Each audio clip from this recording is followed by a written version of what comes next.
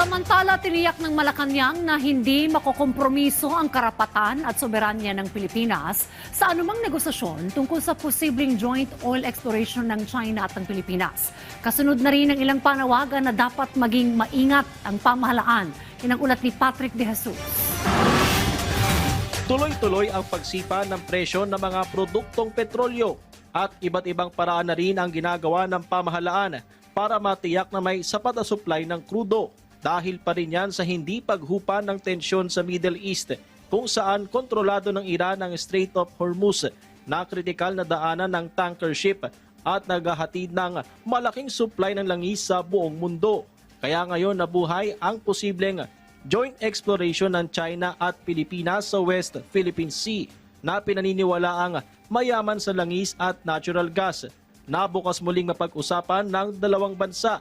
Ayon kay Pangulong Ferdinand R. Marcos Jr., matapos ang 3 taon, itinigil noong 2022 sa ilalim ng Duterte administration ang negosasyon sa China. They wanted the phrase, whereas the oil and gas belong to the Philippines and whereas the contract is governed by Philippine law, they wanted those two provisions to be deleted.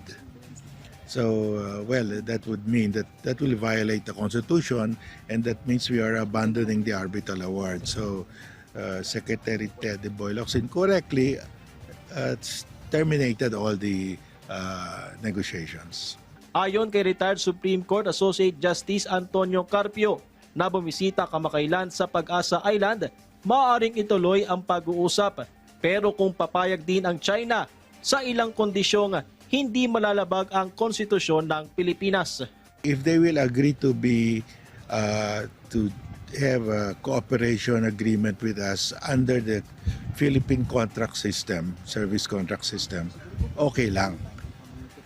The issue there really is they should acknowledge that the oil and gas fall within our exclusive economic zone.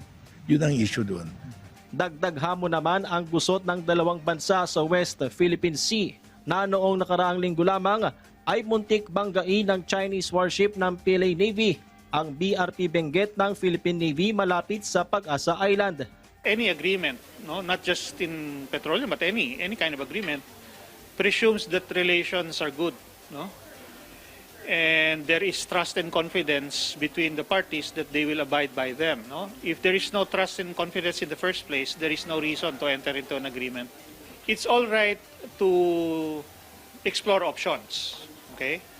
After all, in a crisis, you need to preserve all options. But you also need to be careful that you're not taken advantage of, no, through that crisis. Sa back-to-back 24th Foreign Ministry consultation at 11th Bilateral Consultation Mechanism on South China Sea na idinaos noong March 27 hanggang 28 sa Fujian Province, China. Sinabi ng Department of Foreign Affairs na nagkaroon ng inisyal na pag-uusap sa posibleng oil and gas cooperation sa pagitan ng Pilipinas at China. Tiniyak naman ng Malacanang na magiging maingat ang gobyerno sa anumang negosasyon sa paraang hindi makakompromiso ang karapatan at soberanya ng bansa. Kung merong plano man, kung magkakaroon man ng joint exploration, alam naman natin ang Pilipinas sa pamumuno po ni Pangulong Marcos Jr. ay open. Sabi nga niya ay nothing is off the table. Lagi tayong magiging maingat para sa interes ng bayan at para sa interes ng bawat Pilipino. Iginiit din ng palasyo na lahat ng pakikipag-usap ng pamahalaan sa China ay may sinseridad. Pero walang magiging secret deal ang Pangulo. Patrick De Jesus para sa Pambansang TV sa Bagong Pilipinas.